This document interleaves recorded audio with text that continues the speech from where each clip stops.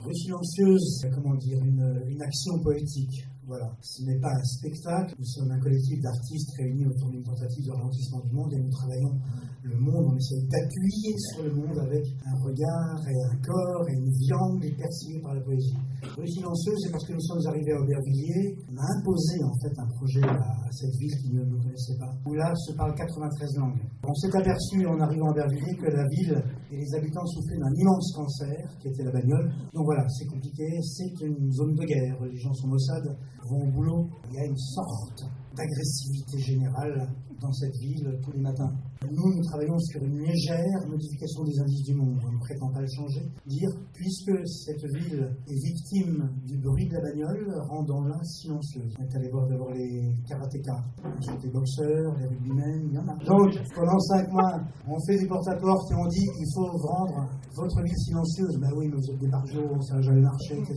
Si. Et en fait, recruté plusieurs centaines de pousseurs de voitures, nous avons coupé les contacts des bagnoles. Voilà, nous avons transformé cette ville comme ça pendant 1 heure. Ça a été énormément de travail. Nous, les souffleurs, nous n'étions pas là.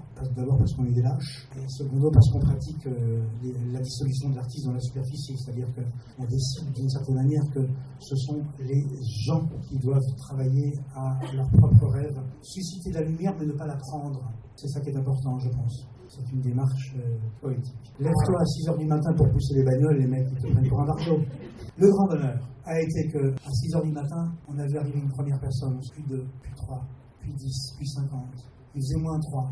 C'était au mois de décembre, un jeudi, évidemment, un jour de semaine. Ça sert à rien d'aller pousser les bagnoles un dimanche. Et ils sont arrivés, et on s'est retrouvés à plusieurs centaines. Et c'était magnifique.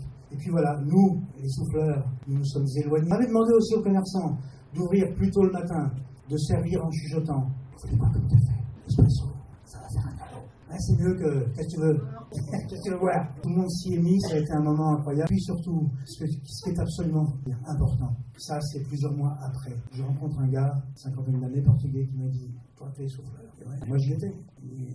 Tu sais, moi je fais tous les cafés du coin. Et ils disent tous qu'ils y étaient. Moi j'y étais, je sais qu'ils y étaient pas. Vraiment ils disent qu'ils y étaient alors qu'ils y étaient pas. Moi j'y étais, je sais qu'ils y étaient pas, mais j'y étais.